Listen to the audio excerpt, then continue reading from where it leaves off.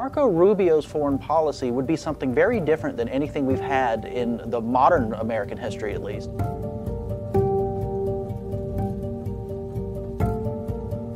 So tonight is the fourth Republican debate. It's sort of been a whirlwind this entire election season. You had Trump on top. He's still on top. You saw a surge from Ben Carson. You saw Carly Fiorina really have a good performance in the second debate.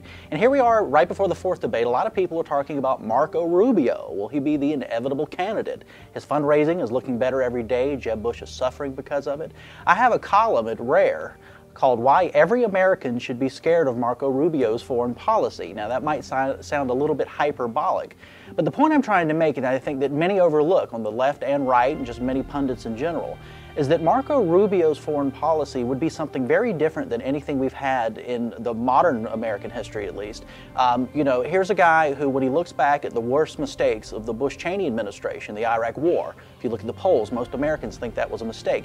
He doesn't think it was a mistake, and some of his advisors are some of the same people from the Bush-Cheney administration, the neoconservatives who think a lot of that was still a good idea and would do it all over again, I dare say in a place like Iran.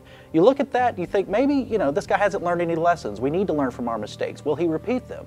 But I would also say that a Marco Rubio looks at what Barack Obama has done in somewhere like Libya with the intervention there in 2011, and he and Hillary Clinton and Barack Obama still think that was a good thing, even though toppling Muammar Gaddafi totally destabilized that country.